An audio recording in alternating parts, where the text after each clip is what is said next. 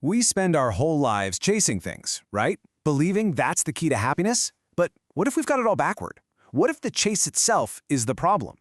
Well, today, we're going to dive into a philosophy that's about 2,500 years old, and it flips that entire idea on its head. It all starts with one man's mission to figure out, why do we suffer? I mean, you know the feeling, right? You finally get that thing you've been wanting, or you hit that big goal, and for a little while, it feels amazing. But it never lasts, does it? Pretty soon, you're already thinking about the next thing. It's like we're on this endless treadmill of just wanting more. And here's the thing, this isn't some new modern problem. It's been with us forever. And an ancient philosopher had a really sharp diagnosis for it. So let's get into it. What's actually causing this constant feeling of just not being satisfied? According to the Buddha, it all comes down to one single root cause, the thing behind almost all our unhappiness. Okay, I know what you're thinking. Life is full of suffering. That sounds, well, kind of depressing, doesn't it? But hang on, because it's not about being pessimistic. Think of it more like a diagnosis. The Buddha was just making an observation. He was saying that, at its core, our experience is defined by this constant struggle, this battle with cravings and desires, and that nagging feeling that something's always missing. And he even had a name for it, tanha. It literally translates to thirst or craving. And that's what's so powerful about this idea. It's so simple. It's not some big, scary monster out there making us miserable. Nope. It's this engine inside all of us that's just always wanting more. It's this thirst that means, even when we get what we want, we never really feel satisfied for long. And this right here, this is the spot where he first shared these revolutionary ideas with the world. This is the stupa at Sarnath. It's literally the place where the Buddha gave his first big talk, where he laid out not just the problem of suffering, but, and this is the really important part, a way to actually get past it. Okay, so if the big problem is this never-ending craving, then what's the fix? Well, the Buddha's solution wasn't to just, get rid of all desire completely. That's not really possible. Instead, he talked about finding a middle way, a path of moderation. And the path itself is actually pretty straightforward. Step 1, you tackle that tanha, that thirst, head on. How? By practicing moderation in everything, just trying to dial down that constant need for more. Then step 2, you pair that inner work with some outer work. Basically, be kind. Respect all living things, not just people, but animals too. And the glue that holds all this together is the idea of karma. Now, the key thing to get about karma is that your actions have real weight. They matter profoundly. The good you do, the bad you do, it all comes back around. It's not about some God judging you from above. It's more like a natural law, like gravity, a system of cause and effect that ripples through this life and into the next. All right, so we've talked about the principles, the big ideas, but principles can be kind of abstract, right? The Buddha knew this, and he often taught using stories. And one of the most famous ones really brings all these ideas to life.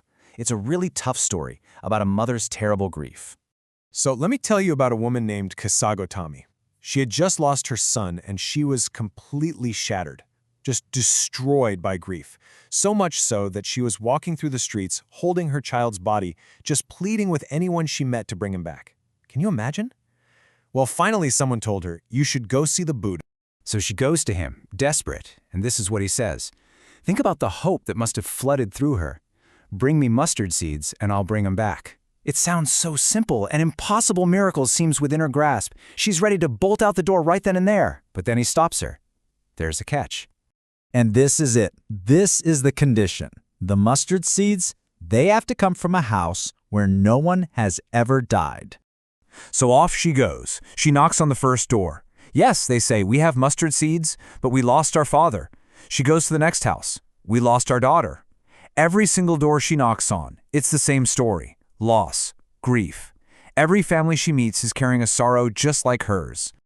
So let's pause for a second. What's the point of this? It seems almost cruel, doesn't it? Sending a grieving mother on this impossible quest. What was the Buddha really up to here? What was the lesson he wanted her to learn for herself? See, the goal was never to bring her son back. The goal was to help her come to a profound realization. And this is a perfect example of how he taught.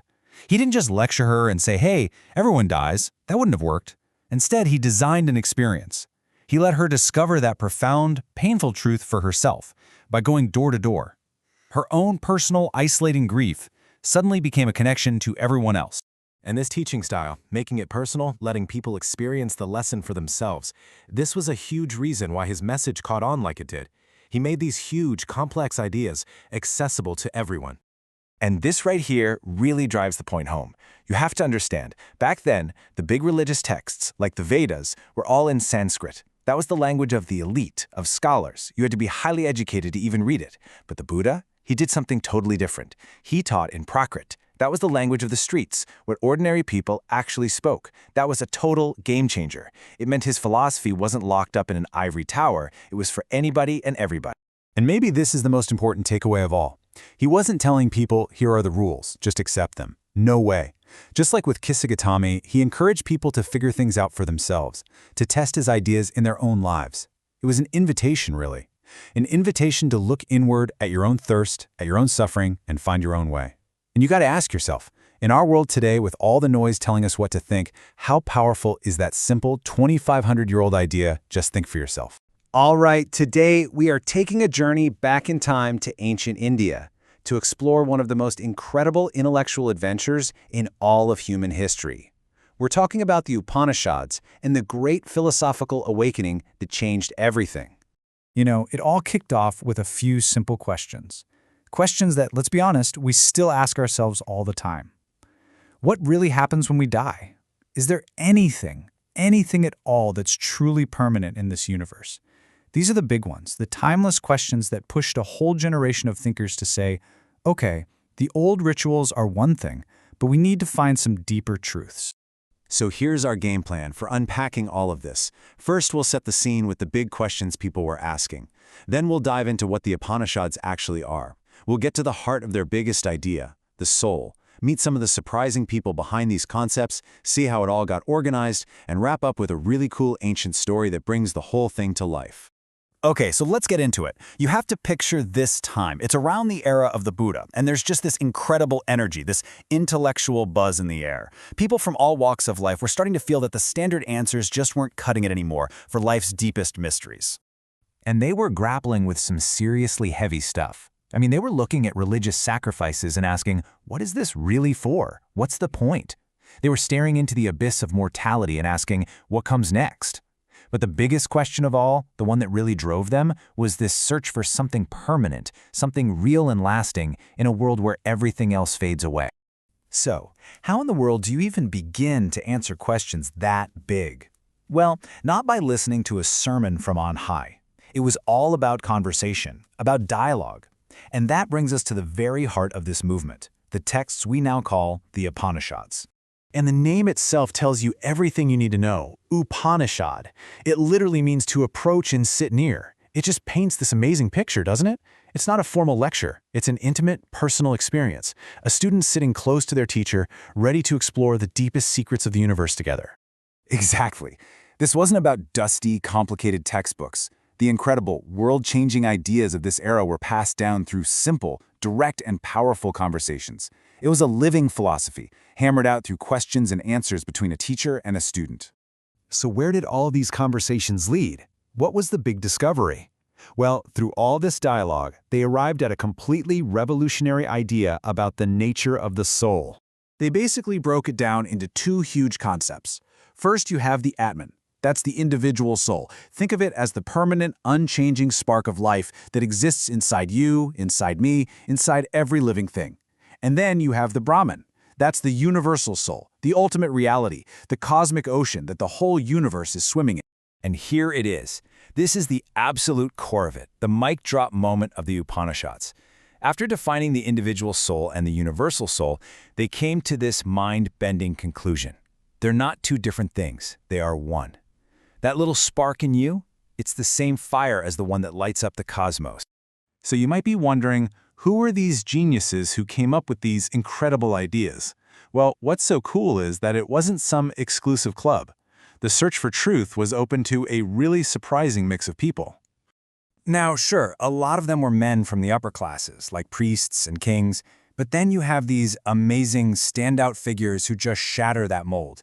You've got Gargi, a woman so brilliant and respected that she would stand up in the king's court and debate with the most famous sages of the day. And then there's Satyakama Jabala. His mother was a slave, but his intense desire to know the truth was so pure that he was accepted as a student and grew up to be a legendary thinker himself. It just goes to show, wisdom can come from anywhere. Okay, so you've got this explosion of ideas coming from all these different people over hundreds of years. What happens next? Well, eventually you've got to start organizing it all. And that's exactly what happened, giving rise to what we call the 6 official systems or schools of Indian philosophy. And here they are. Each of these 6 schools, founded by brilliant minds like Patanjali, who you might know from yoga, and others, created a unique path for understanding the world. Some focused on pure logic, others on the physical universe, but all of them were trying to answer those same fundamental questions that the Upanishads first asked. But what's really important to get is that these weren't rival schools competing to be the one true philosophy. They were seen as different paths, different viewpoints, all looking at the same massive mountain of truth. They worked together, sharing this fundamental goal of understanding reality.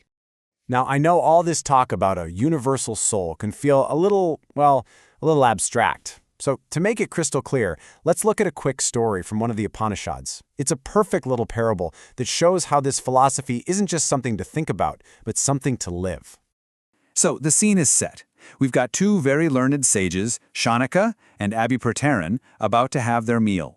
A beggar shows up and asks for some food, and pretty bluntly, the sages tell him, "Sorry, can't help you." But this beggar doesn't just shuffle away. Instead, he asks them a question, a very pointed question. "Tell me, wise men, who is it that you worship?"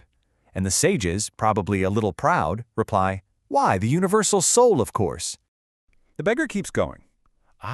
So you believe this universal soul fills the entire world.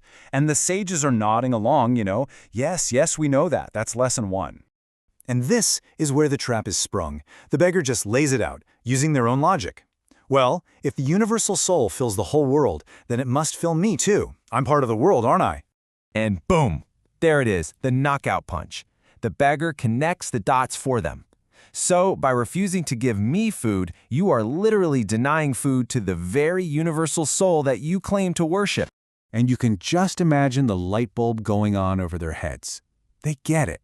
They see the total contradiction between their lofty beliefs and their simple actions. And in that moment, they understood the truth of what he said, and they shared their food with him.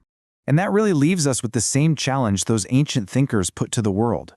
If the core of what's inside you is identical to the core of what's inside every other person, and identical to the very fabric of the cosmos, well, what does that change? How does that affect the way we treat each other every single day? It's a big question, and one worth thinking about. Today, we're going to dive into the incredible story of a prince who walked away from a kingdom just to find enlightenment. His journey is right at the heart of Jainism, one of the world's oldest religions, and it all starts with one really radical choice. So, let's just start with a big question, right? What does it really take to find true enlightenment? I mean, what would you be willing to give up to find some kind of profound, ultimate truth? Well, for a prince living about 2,500 years ago, the answer was literally everything. We're talking his palace, his power, his family, heck, even his clothes. It's one of the most radical spiritual journeys in all of history. All right, so let's get into it. This is a prince's quest. But his story really begins before he was known as the Mahavira, or Great Hero. It starts with the man he was before he decided to leave it all behind. So meet Vardhamana. Now what's so interesting is that he wasn't the first great teacher in this tradition, he was actually the 24th.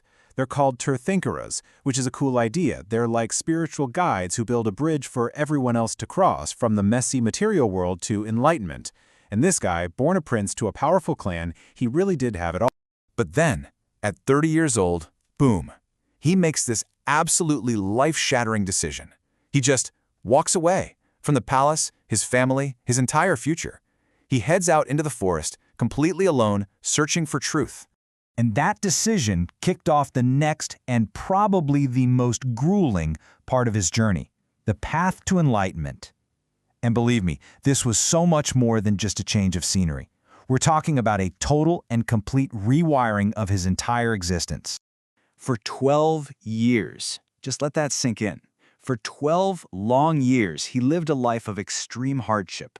And this wasn't some peaceful meditation retreat, okay? This was an intense, all-out process of pushing his body and his mind to their absolute limits, all to burn away every last attachment. It was only after that incredible period that he finally found what he was looking for. And the ancient texts are really honest about this part. They don't try to romanticize it. They straight up call it a hard and lonely life, which is so important, right? It just shows that his philosophy wasn't some abstract idea. No, it was forged in the fire of real, immense personal sacrifice. Okay, so after 12 years of this intense quest, what was the ultimate truth he discovered? Well, it all boils down to one single but incredibly profound concept: ahimsa. Now, after all that struggle, you might expect some super complicated, mind-bending philosophy, right? But actually, the core of what Mahavira taught was described as a simple doctrine, something accessible to everyone who wanted to know the truth. And this is it. Ahimsa. The absolute, unwavering commitment to not hurting or killing any living being, period. And when he said any, he meant it. Not just humans, but animals, insects, every single form of life. This radical empathy became the central pillar of Jainism. And this quote from Mahavira just gets right to the heart of it all. All beings long to live. To all things, life is dear. It's a call for universal empathy, a recognition that the desire for life is something we share with every creature out there, no matter how small. And to make sure this message wasn't just for scholars or priests, Mahavira made a really crucial choice. He taught in Prakrit, the common language of ordinary people, instead of the formal Sanskrit of the elite. This made his teachings accessible to absolutely everyone. So how did this big idea actually translate into daily life? Well, it meant following a set of incredibly strict vows that shaped every single action you took. His followers, known as Jainas, took 5 great vows. They had to beg for their food, to avoid attachment to possessions. They had to be absolutely honest and never steal, which kept the mind pure. They observed celibacy to focus all their energy on their spiritual path.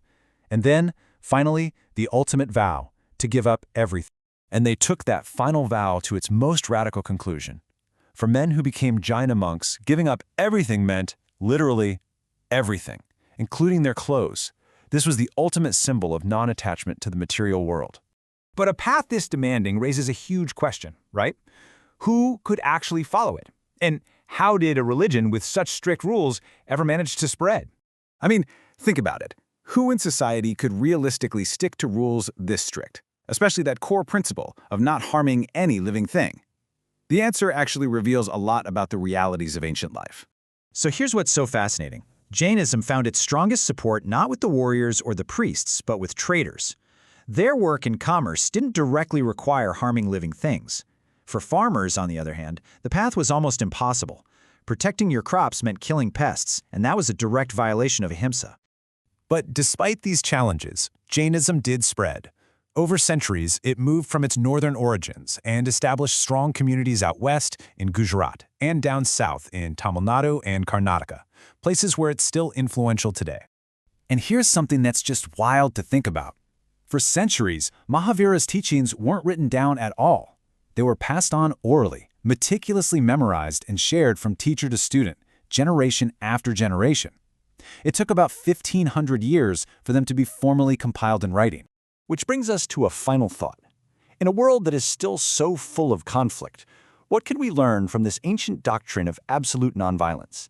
What does ahimsa have to teach us 2,500 years after a prince gave up a kingdom just to find it? All right, let's dive in. We're heading back in time, about 2,500 years, to ancient India. This was an era just buzzing with incredible change, both spiritually and intellectually. You had some people asking the biggest questions about life, while others were kind of quietly mapping out the very structure of human thought. It's really a story of 2 parallel revolutions, which brings us to a pretty interesting question. It sounds a little like the start of a joke, doesn't it? But believe it or not, the answer reveals something fascinating about how big ideas take shape. You see, they were both trying to solve the exact same problem. How do you create order out of chaos? One group was literally building a new kind of society, and at the same time, the other was building a whole new kind of language. You have to picture this period. It was just electric with intellectual energy. Thinkers like the Buddha and Mahavira were challenging everything, pushing people to find a totally new path to knowledge. But this search for answers wasn't just happening in the spiritual world. In the background, a quieter, more systematic revolution was also taking shape. Now this gets to a really radical belief they shared. The thinking was to truly understand the world, You had to step outside of it. You had to leave your family, your job, your social status, all of it. But, that creates a huge practical problem. If a bunch of people do that, where do they go? How are they supposed to live? So yeah, that was the challenge. All of a sudden, you have this growing number of people, these dedicated seekers who've left everything behind. They needed some kind of structure, a community, a system. They basically needed someone to be an architect for a whole new way of life. And the solution they came up with? Well, it was brilliant. It was called the Sangha. It was proposed by both the Buddha and Mahavira, and it was essentially a new kind of society, a community organized specifically for these seekers. And this wasn't just some random gathering. It was a really carefully structured institution. And of course, any well-designed system, it's got to have a rule book, right? Well, for the Buddhist Sangha, that book was the Vinaya Pitaka. This text laid out everything, the code of conduct, how to handle disagreements, the rules for daily life. It was pretty much the operating manual for this whole new community. What's so crucial here is that while the Sangha was this totally radical new idea, it didn't just exist in a bubble. It had to deal with the society around it. So these rules for joining, they show this fascinating negotiation going on. Sure, you could join, but you had to take care of your worldly obligations first. It was like a carefully built bridge between the old world and the new one. So the members of this community were called bhikkhus and bhikkhunis. The name itself comes from a word in Prakrit, one of the common languages back then, and it means beggar. And that tells you pretty much everything you need to know about their lifestyle. They gave up all their possessions, spent their days meditating, and they relied entirely on the generosity of others for their food. And this image really gives you a sense of what that life looked like. We're not talking about palaces or big fancy houses. Monks and nuns would often live in really simple shelters like these caves, especially during the rainy season. It was a life just stripped down to the absolute bare essentials, all focused on that inner search for knowledge. Okay, now this is what made the Sangha a total game changer for its time. Just look at this list. You've got Brahmins, who are the highest caste, right there alongside laborers and even slaves. Once you were inside the Sangha, those old social labels just dissolved. It was your personal dedication that mattered, not who you were born as. All right, so while this huge social and spiritual reorganization is happening, our second architect is busy tackling a completely different kind of chaos, the chaos of language itself. Yep, this is that parallel revolution I mentioned at the very beginning. The goal was exactly the same: create a clear, logical, stable system. But the playing field wasn't human community. It was human expression. And the architect of this revolution was a grammarian named Panini. His project was, well, it was monumental. He wanted to take the huge, complicated, and always changing Sanskrit language and basically lock it down, to create a perfect, logical system that could describe every single correct sentence you could possibly make. So how on earth did he pull this off? Well, his method was just pure genius. First, he organized all the basic sounds of the language in a super systematic way. Then, using that as his foundation, he created a set of rules, these little formulas that worked almost like algebra to build words and sentences. He essentially invented a grammar machine. And get this, the number of short formula he came up with? Around 3,000. That's it! With this tiny set of rules, Panini was able to describe the entirety of classical Sanskrit with, mathematical precision. His work was so complete, so elegant, that it's still a cornerstone of linguistics today. It's just incredible. Okay, so this is where our two seemingly separate stories finally come together. On the one hand, you have the founders of the Sangha, creating social order for people seeking truth. And on the other, you've got Panini, creating linguistic order for the language of sacred knowledge. Two really different projects, but with the same shared spirit. I mean, when you put them side by side like this, the parallels are they're striking. One used rules of conduct, the Vinaya Pitaka, to create a path to enlightenment. The other used rules of grammar, those 3,000 formulae, to create a path to perfect expression. Both of them were, in their own way, these master architects of order. So, at the end of the day, they both understood something absolutely crucial. If you want to preserve and pass on important knowledge, whether it's spiritual or linguistic, you need a solid system. You need clear rules. You need a logical structure. They weren't just organizing people or words. They were building the very frameworks for understanding the world. And that kind of leaves us with a final thought, doesn't it? We tend to focus on the big, loud, noisy changes happening in our world. But the story of the Sangha and Panini is this amazing reminder that sometimes the most profound revolutions are the quiet ones, the careful, patient construction of new systems of thought. It really makes you wonder, what are the rule books and the grammars being written right now that are going to define our future? So today, we're going to explore two really profound answers to one of life's oldest questions, both cooked up thousands of years ago in ancient India. One path tells you to leave the world behind, while the other, well, it gives you a blueprint for living right inside it. Let's dig in. I mean, this is the big one, right? It's a question we all ask ourselves. But this isn't some new, modern obsession. This was the question driving this incredible burst of philosophical and spiritual energy way back when. You gotta picture it. We're talking about 2,500 years ago. Society was in a total state of flux. New cities were popping up, kingdoms were getting bigger, and people were starting to question the old ways of doing things. It was in this mix that these incredible thinkers started proposing some really radical new ways to live, all in the search for a deeper truth. Okay, so the first answer we're going to look at is all about renunciation. It's a path that basically says, hey, if you really want to find meaning, you've got to step away from it all. Thinkers like the Buddha and Mahavira, who founded Jainism, they put forward this pretty wild idea that real, true knowledge could only be found by leaving, well, everything. And this wasn't just a mental shift. We're talking about literally walking away from your home, your family, your job, your whole place in society. So the life of these first monks and nuns was totally nomadic. They were always on the move, wandering from place to place, sharing what they'd learned, and relying completely on the food people would give them. But, you can't wander forever. There was one thing that stopped them in their tracks every single year: the monsoon season.